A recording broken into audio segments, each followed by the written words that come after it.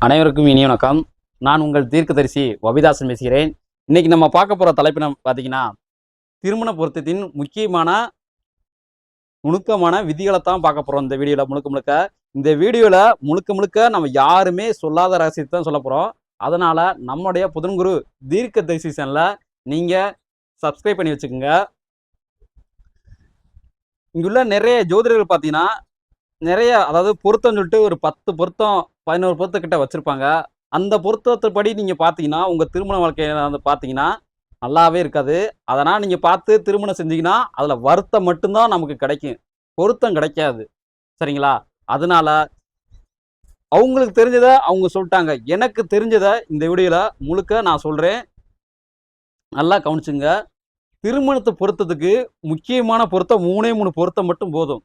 அவங்க நிறைய பொருத்தம் சொல்லி வச்சிருக்காங்க. ராசி பொருத்தம், ராசி அதிபதி பொருத்தம், நட்சத்திர பொருத்தம், வேத பொருத்தம், யோனி பொருத்தம், கண பொருத்தம், தின பொருத்தம். ஸோ நிறைய பொருத்தம் இந்த மாதிரி சொல்லி வச்சிருக்காங்க. நாடி பொருத்தம், ரஜ்ஜு பொருத்தம். இந்த மாதிரி நீங்க பொருத்தத்தினா கரெக்டா நீங்க பார்த்து அமைக்கிறதுக்குள்ள கண்டிப்பா உங்களுக்கு திருமணமே நடக்காது. ஏன்னு கேட்டீங்கன்னா, நிறைய பொருத்தம் உள்ள சுருகி சுருகி வச்சிருக்காங்க. அதெல்லாம் உண்மையான்னு கேட்டீங்கன்னா, அதெல்லாம் எப்பவுமே அதெல்லாம் உண்மை கிடையவே கிடையாது. முழுக்க முழுக்க அதெல்லாம் பொய். நம்பவே நம்பாதீங்க. சரிங்களா? முழுக்க முழுக்க அதெல்லாம் பொய். தயவு செஞ்சு அதெல்லாம் நம்பவே நம்பாதீங்க. திருமணத்துக்கு தேவையானது 3 பொருத்தம் மட்டும் போதும். 3 பொருத்தம் மட்டும் தான் போதும். மித்ததெல்லாம் பார்த்துக்கிட்டே இருந்தீங்கன்னா, உங்களுக்கு நேரம் தான் வேஸ்ட் ஆகும், காலம் தான் வேஸ்ட் ஆகும். அதெல்லாம் பார்த்தாவே வருத்தம் மட்டும் தான் நமக்குள்ள வந்து சேரும். பொருத்தம் சேராது. கரெக்ட்டா அமைஞ்சு செட் ஆகாது. சரிங்களா? இப்ப திருமண பொருத்தத்தின் முக்கிய விதிகள் பார்த்தீங்கன்னா, முக்கிய முக்கிய விதிகள் பார்த்தீங்கன்னா, 1 பார்த்தீங்கன்னா 1 பார்த்தீங்கன்னா ராசி பொருத்தம். இப்போ நான் சொல்றேன் நல்லா கவனிச்சுங்க. ஆணா இருந்தாலும் சரி, பெண்ணா இருந்துட்டாலும் சரி, திருமண வாழ்க்கைன்னு வரும்போது தயவு செஞ்சு இந்த மாதிரி முக்கியமான முடிவுகளை நீங்க மட்டும் எடுங்க. முழுக்க முழுக்க உங்களோட உங்களுடைய ஆசையாக இருக்கணும். உங்களுடைய அபிப்பிராயமானதா இருக்கணும். அப்படி இருந்தா மட்டும் அந்த நபரை திருமணத்துக்குள்ள இணைங்க. இல்லாட்டா தயவு செஞ்சு அந்த நபரை திருமணத்துக்குள்ள இணைக்காதீங்க. உங்களுக்கு பிடிச்சிருந்தா மட்டும்தான் நீங்க திருமணமே செய்யணும். அதே மாதிரி திருமணம் திருமணம் செய்யும்போது அம்மா சொல்லிட்டாங்க அதனால தான் அந்த பொண்ணை கட்டிக்கிட்டேன். அப்பா சொல்லிட்டாங்க அதனால தான் அந்த பையனை நான் கட்டிக்கிட்டேன். என்னோட உடம்பிறப்பு சொல்லிட்டாங்க அவங்க நல்லவங்க, நல்லா பண வசதி உள்ளவங்க, அதனால நான் திருமணம் செஞ்சுட்டேன். அப்படின்னு அந்த பேச்சே பேசக்கூடாது. உங்களுடைய குணத்துக்கும் உங்களுடைய செயல்பாடுகளுக்கும் ஒத்து வரக்கூடிய நபர்களா இருந்தா மட்டும்தான் நீங்க திருமண வாழ்க்கைக்குள்ளேயே உங்களோட இணைக்கணும். அப்படி இணைச்சா மட்டும்தான் அந்த திருமண வாழ்க்கையானது சீரும் சிறப்புமா இருக்கும். இல்லாட்டா அங்க எதுவுமே இருக்காது. ஒண்ணு கலவரமா பிரச்சனை, சின்ன சின்ன பிரச்சனைகளாவே ஓடிட்டு இருக்கும். இல்லாட்டா டைவர்ஸ் நோக்கி போய்கிட்டே இருக்கும். அதனால திருமண வாழ்க்கைன்னு வரும்போது தயவு செஞ்சு முடிவுகளை முழுக்க முழுக்க நீங்க மட்டும் எடுங்க. எக்காரணத்தை கொண்டும் அம்மாவை எடுக்க விடாதீங்க. எக்காரணத்தை கொண்டும் அப்பாவை எடுக்க விடாதீங்க. அப்படி எடுத்தா வாழ்க்கை முழுக்க அவங்களா முடிவெடுத்து நீங்க அந்த வாழ்க்கையில வாழ்ந்தீங்கன்னா, அந்த வாழ்க்கை முழுக்க நீங்க கஷ்டப்பட்டுக்கிட்டு தான் இருப்பீங்க. இஷ்டப்பட்டு நீங்க எதுவுமே செய்யல. அவங்க தானே செஞ்சிருக்காங்க. அதனால நீங்க கஷ்டப்படத்தான் வேணும் அதுல. இப்ப நீங்க இஷ்டப்பட்டு ஒரு வேலையை செய்யும்போது என்ன கஷ்டம் வந்தாலும் சரிதான். அதை பொறுத்துக்கிட்டு அதாவது சகித்துக் கொள்ளும் தன்மை உங்களுக்குள்ள அதிகமாக வந்துரும். இப்ப இப்ப ராசி பொருத்தம் பார்த்தீங்கன்னா, அந்த 10 பொருத்தம் 11 பொருத்தம் தூக்கி ஓரமா வச்சிருங்க. அதனால் தயவு செஞ்சு இப்ப மட்டும் இல்ல, எப்பவுமே நம்பாதீங்க. அது இப்ப இப்ப இருக்க காலத்துக்கு அது கொஞ்சம் கொஞ்சமா மறைஞ்சுகிட்டே வரும். மறைஞ்சுகிட்டே வருது. வரட்டும், நல்லதுதான். அதுவுமே நல்லதுதான். இனி வரும் காலங்கள்ல இந்த 3 பொருத்தம் மட்டும் பார்த்தா போதும். 1 பார்த்தீங்கன்னா ராசி பொருத்தம். இப்ப நீங்க உதாரணத்துக்கு பார்த்தீங்கன்னா, நீங்க கன்னி ராசிக்காரர்களா இருந்தீங்கன்னா, நீங்க கல்யாணம் பண்ண வேண்டிய ராசிக்காரவங்க யாருன்னு பார்த்தீங்கன்னா, 1 தனுசு ராசிக்காரவங்கள கல்யாணம் பண்ணிக்கணும். 1 தனுசு ராசிக்காரவங்கள கல்யாணம் பண்ணிக்கணும். நீங்க கன்னி ராசிக்காரவளா இருந்தீங்கன்னா, 1 தனுசு ராசிக்காரவங்கள கல்யாணம் பண்ணிக்கணும். இல்லாட்டா நீங்க மகர ராசிக்கார கும்ப ராசிக்காரவங்கள கல்யாணம் பண்ணிக்கணும். இல்லாட்டா ரிஷப ராசிக்காரவங்கள கல்யாணம் பண்ணிக்கணும். இங்க கல்யாணம் பண்ணா தான் இதுதான் ராசி பொருத்தம். உதாரணத்துக்கு இன்னொன்னு பார்த்தீங்கன்னா, இப்ப கடக ராசி எடுத்துக்குவோம். கடக கடகத்தை எடுத்துக்குவோம். சந்திரன் எடுத்துக்குவோம்.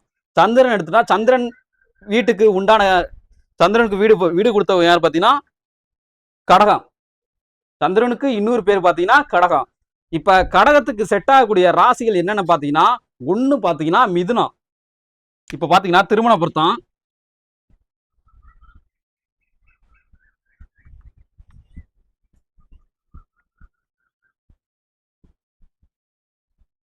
திருமண பொருத்தம். இப்ப நீங்க கன்னி ராசிக்காரவளா இருந்துட்டீங்கன்னா, ஃபர்ஸ்ட் ராசி பொருத்தம்.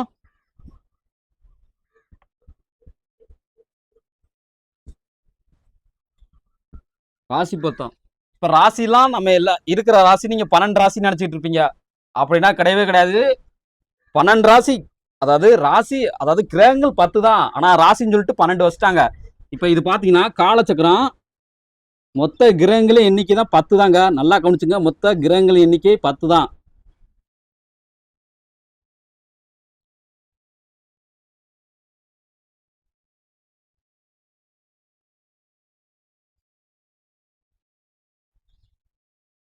இப்ப உதாரணத்துக்கு இப்ப ராசி பொருத்தம் பார்ப்போம்.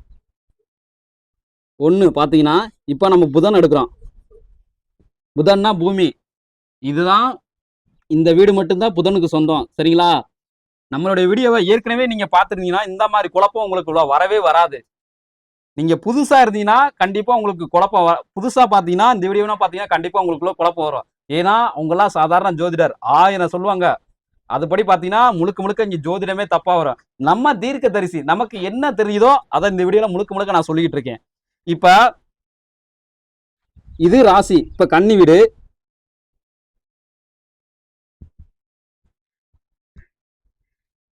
இப்ப கன்னி ராசிக்கு செட் ஆகக்கூடிய ராசிகள்லாம் என்னன்னு கேட்டீங்கன்னா, ஒண்ணு தனுசு. அதே மாதிரி குருக்கு இந்த வீடு சொந்தமே கிடையாது. குருக்கு இந்த வீடு மட்டும்தான் சொந்தம். தனுசு. அடுத்து பாத்தீங்கன்னா கும்பம். அடுத்து பாத்தீங்கன்னா ரிஷபம். இதெல்லாம் இப்படி இணைச்சாதான் அவங்களுடைய ராசி பொருத்தம் கரெக்டா அமையும். ஏன்னா ராசின்னு சொல்றது முழுக்க முழுக்க நீங்க எல்லாம் நினைச்சிட்டு இருக்கீங்க. ராசின்னு சொல்றது முழுக்க முழுக்க அவங்களுடைய குணங்கள். அவங்களுடைய குணங்களை யாருக்கு ரொம்ப பிடிக்குதோ, அவங்களுடைய குணங்களை யாருக்கு சகிப்புத்தன்மையோட சகித்து கொண்டு வாழக்கூடிய நபர்கள் யாருன்னு கேட்டீங்கன்னா அது இவங்க தான். ஒண்ணு தனுசு ராசிக்காரவங்க, இன்னொன்னு கும்ப ராசிக்காரங்க, அல்லது ரிஷப ராசிக்காரவங்க. இவங்க தான். நீங்க கும்பமும் ரிஷபமும் பார்க்கும்போது இந்த வீட்டுக்கு சுக்கிரன் தான் அதிபதி, இந்த வீட்டுக்கு சுக்கிரன் தான் அதிபதி. இது ரிஷபம். இது இது கும்பம். இந்த இந்த கன்னி ராசிகளோட குணங்களை முழுசா புரிஞ்சக்கூடிய நபர்கள் யாருன்னு கேட்டா இவங்க தான்.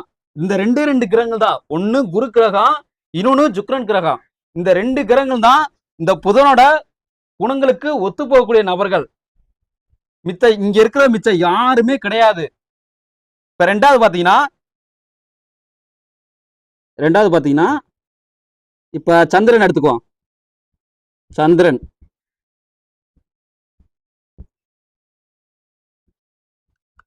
இப்ப சந்திரன் எடுத்துக்கிட்டீங்கன்னா மிதுனம். மிதுனம். அடுத்து பாத்தீங்கன்னா இங்க இருக்க துலாம். துலாம். இவங்க 2 பேர் மட்டும்தான். சந்திரன்னா கடகம்.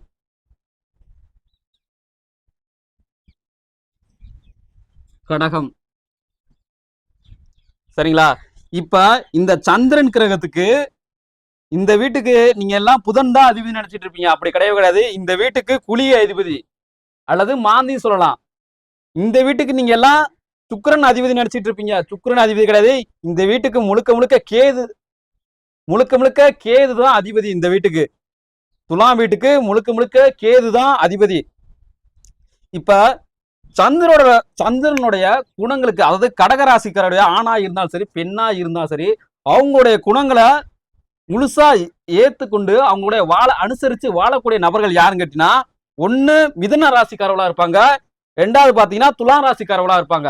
இவங்க 2 பேர் மட்டும்தான் இங்க இருக்க கடக ராசிக்காரர்களோட குணங்களை புரிஞ்சு கொள்ளும் நபர்களா இருப்பாங்க. இங்க இருக்க மிச்சம் யாருமே கிடையாது, சுத்தமாவே செட் ஆக மாட்டாங்க. இவங்க முழுக்க முழுக்க அவங்களுடைய குணங்களா முழுக்க முழுக்க புரிஞ்சு செயல்படக்கூடிய நபர்களா இருப்பாங்க. மிச்சர்களா புரிஞ்சுக்கவே மாட்டாங்க.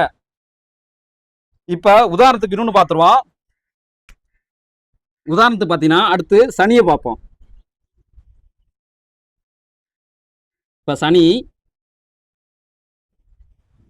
இப்ப சனினா இங்க மகர வீடு வரும், மீன வீடு வரும். நல்லா தெரிஞ்சுங்க, சனினா இங்க மகரமும் வரும், மீனமும் வரும். நம்ம வீடியோ புதுசா பாக்குறீங்க, உங்களுக்கு குழப்பம் நிறைய வரும் ஃபர்ஸ்ட். அதனால நம்மளுடைய வீடியோவை நீங்க நிறைய, அதாவது சப்ஸ்கிரைப் பண்ணிட்டு நீங்க உள்ள போய் பாத்தீங்கன்னா உங்களுக்கு இந்த குழப்பமே சுத்தமா வரவே வராது. இப்ப சனினா இங்க மகரமும் வரும், மீனமும் வரும்,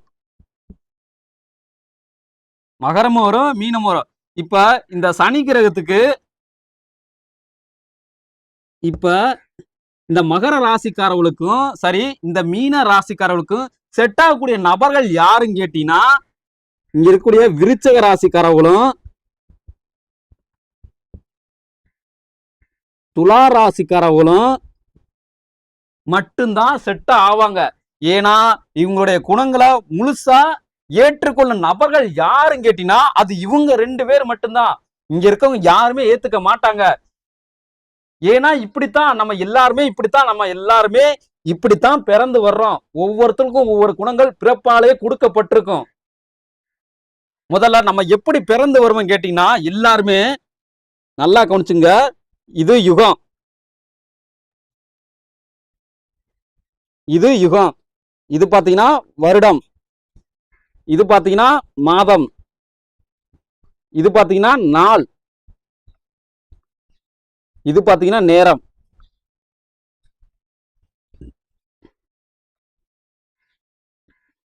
இந்த அஞ்சு சேர்க்கையாளத பூமியில, இந்த 5 சேர்க்கையால மட்டும்தான் எல்லாருமே, மனுஷங்க மட்டும் கிடையாது, பூமியில பிறக்கக்கூடிய அனைத்து உயிரினங்களுமே இந்த 5 கிரக சேர்க்கையின் அடிப்படையில் தான் பிறந்து வரும். ஒண்ணு பாத்தீங்கன்னா யுகம். நம்ம எல்லாருக்குமே யுகம் மாறவே மாறாது. ஏன்னா ஒரு யுகம் சொல்றது 1000 வருஷத்துக்கு சமம். ஒரு யுகம் சொல்றது 1000 வருஷம் சொந்தமானது, சரிங்களா? 2வது பாத்தீங்கன்னா வருஷம், 3வது பாத்தீங்கன்னா மாசம், 4வது பாத்தீங்கன்னா நாள், 5வது பாத்தீங்கன்னா நேரம். நம்ம நாளைத்தான் ராசின்னு நம்ம எல்லாருமே சொல்லிக்கிட்டு இருக்கோம். இந்த நேரத்தை தான் நம்ம எல்லாருமே லக்னம்னு சொல்லிக்கிட்டு இருக்கோம், சரிங்களா? இப்ப லக்ன, இப்ப எல்லாம் ராசி பொருத்தம் பார்த்தாச்சு. இப்ப லக்ன பொருத்தம் பாத்தீங்கன்னா 2வது பாத்தீங்கன்னா லக்ன பொருத்தம்.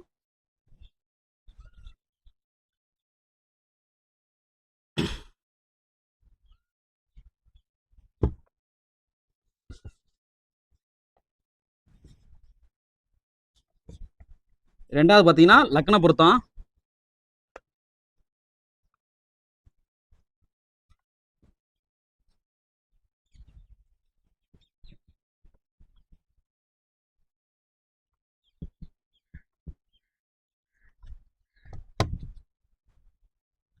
இப்ப உதாரணத்துக்கு இப்ப மீ தனுசு லக்கணத்தை எடுத்துக்கோ. இப்ப தனுசு லக்கணத்துல நீங்க பிறந்துட்டீங்கன்னா,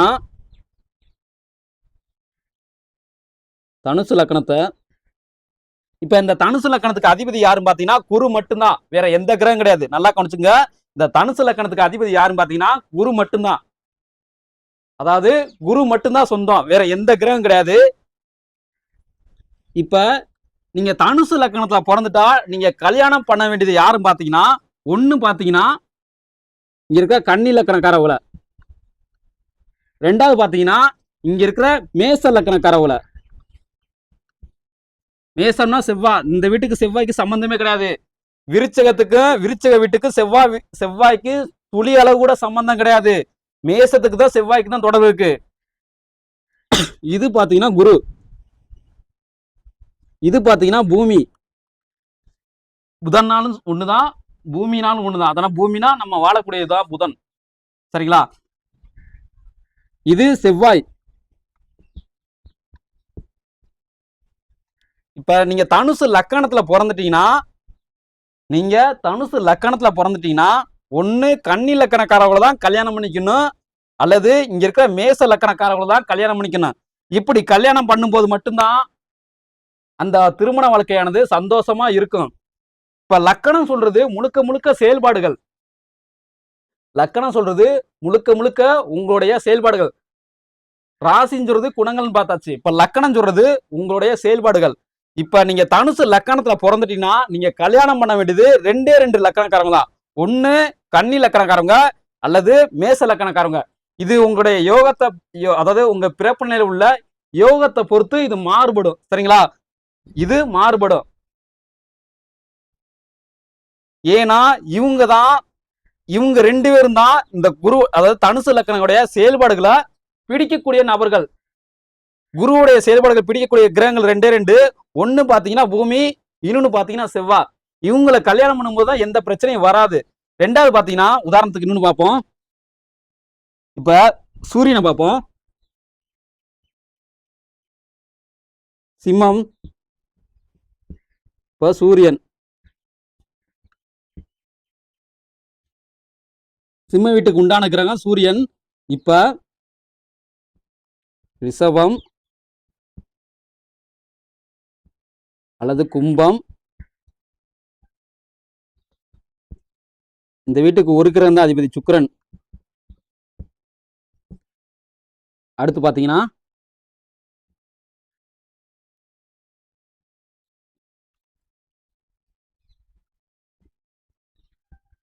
இங்கேயும் மேசம் தான் வரும்.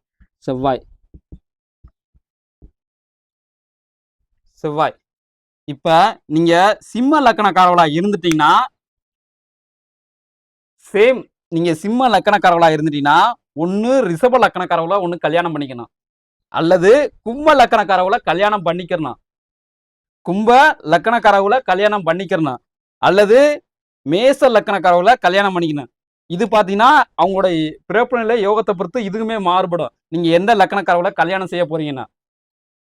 ஏன்னா சூரியனுடைய செயல்பாடுகளை முழுசா அனுசரிச்சு அவங்களுக்கு ஏற்றுக்கொள்ள அதாவது அவங்களுக்கு ஏத்த மாதிரி நடக்கக்கூடிய நபர்கள் யாருன்னு கேட்டீங்கன்னா நடந்து கொள்ளும் நபர்கள் யாருன்னு கேட்டீங்கன்னா இங்க இருக்கிற ரிஷப லக்கணக்காரங்களும் சரி, இங்க இருக்க கும்ப லக்கணக்காரங்களும் சரி, இங்க இருக்க மேச லக்கணக்காரங்களும் சரி, அவங்க மட்டும்தான் அவங்களுடைய செயல்பாடுகளை பொறுத்து கொள்ளும் நபர்களா இருப்பாங்க. மிச்சம் இங்க இருக்கிற யாரும் கிடையாது, அவ்வளவா பொறுத்து கொள்ள மாட்டாங்க.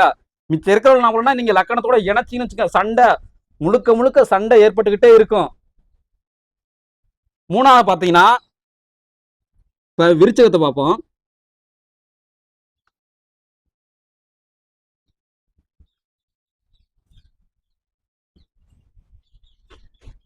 விருச்சகம் இந்த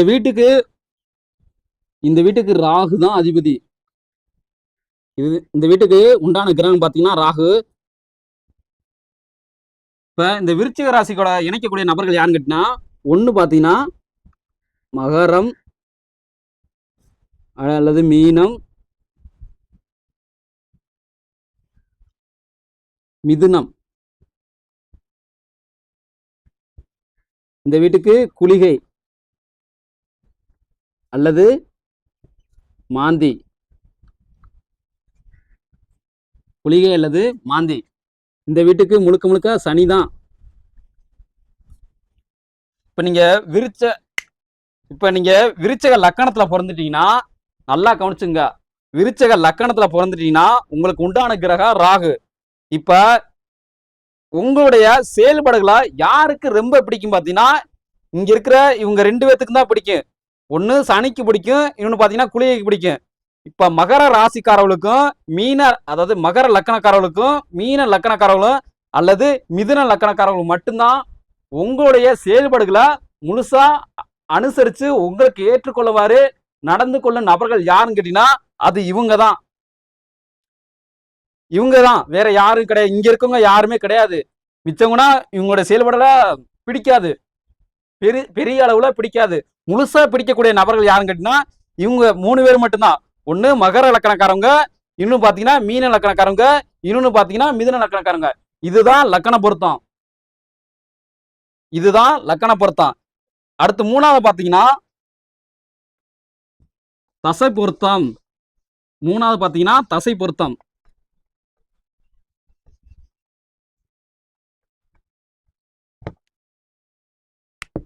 மூணாவது பாத்தீங்கன்னா தசை பொருத்தம்.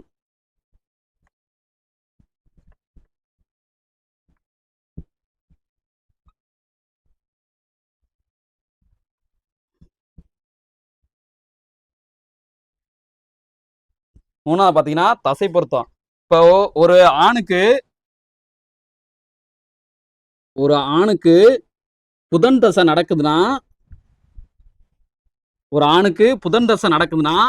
அந்த இது ஆண் பிளஸ் பெண்,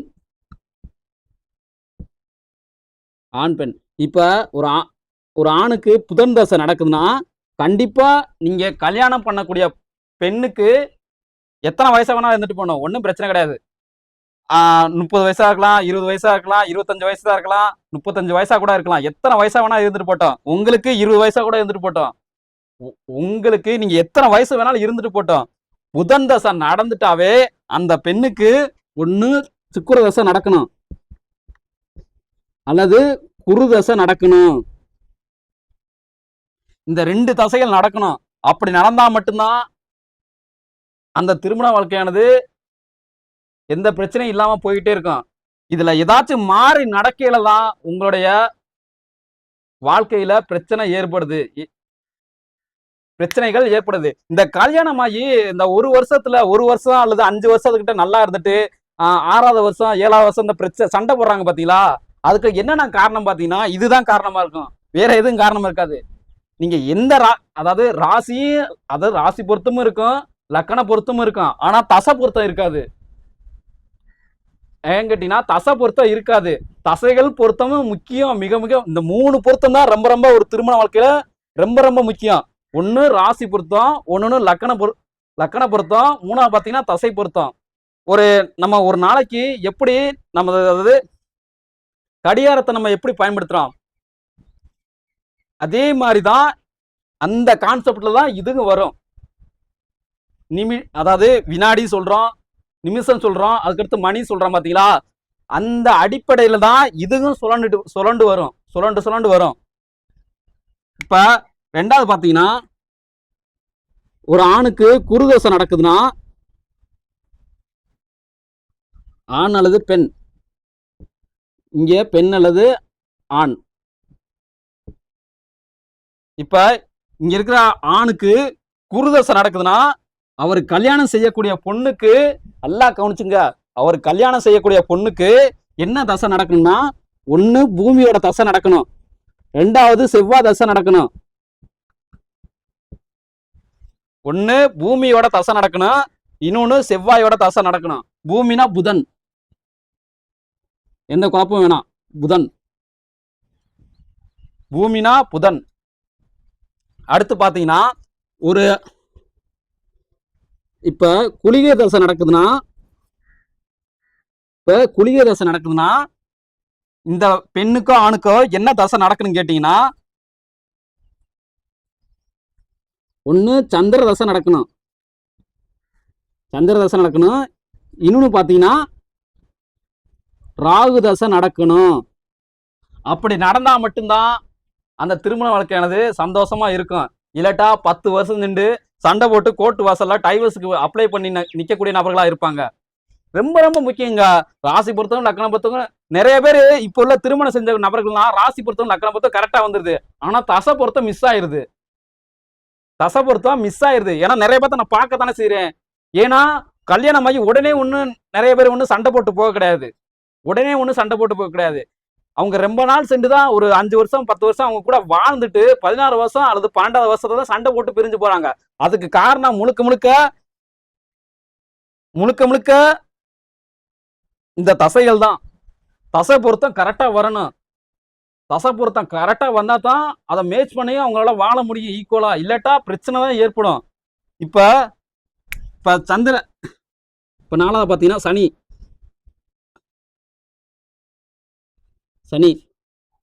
இங்க இருக்கிற ஒரு சனி தசை நினைச்சுன்னா, இங்க இருக்கிற ஆணுக்கோ அல்லது பெண்ணுக்கோ சனி தசை நினைச்சுன்னா, இங்க இருக்கிற ஆணுக்கோ அல்லது பெண்ணுக்கோ என்ன தசை நடக்குன்னு கேட்டீங்கன்னா, ஒண்ணு பாத்தீங்கன்னா கேது தசை நடக்கணும், 2வது பாத்தீங்கன்னா ராகு தசை நடக்கணும். இப்படி தசைகள் மேட்ச் பண்ணி வந்தா தான் எந்த பிரச்சனையும் வராது இல்லற வாழ்க்கையில. இல்லாட்டா கண்டிப்பா கல்யாணம் ஆகி 10 வருஷத்துல அல்லது 15 வருஷத்துல கண்டிப்பா பிரச்சனை வரத்தான் செய்யும். இந்த 3 பொருத்தமே ரொம்ப ரொம்ப முக்கியம். ஏன்னா ஒரு நாளோட கணக்கீடு தான் இது. ஒரு நாளின் கணக்கீடு தான் இது. ஒரு நாளின் கணக்கீடு தான் இது. இப்படி இணைஞ்சா மட்டும்தான் இந்த 3 பொருத்தமும் கரெக்டா பக்காவா பொருந்தி வந்தா மட்டும்தான் அந்த திருமண வாழ்க்கையில சந்தோஷம் இருக்கும். சாகு வரைக்கும் எந்த ஒரு பிரச்சனையும் வராது. இல்லட்டா கண்டிப்பா பிரச்சனை மேல பிரச்சனை வந்துகிட்டே தான் இருக்கும். சோ இது போல பல அருமையான தகவலை நீங்க தெரிஞ்சுக்கணும்னு ஆசைப்பட்டீங்கன்னா நம்மளுடைய புதன்குரு தீர்க்கதரிசி சேனலை நீங்க சப்ஸ்கிரைப் பண்ணி வச்சுங்க. அங்க இருக்க பெல் ஐக்கானை பிரஸ் பண்ணி வச்சுங்க. பாய். மீண்டும் புதிய ஒரு தலைப்பில் சந்திப்போம்.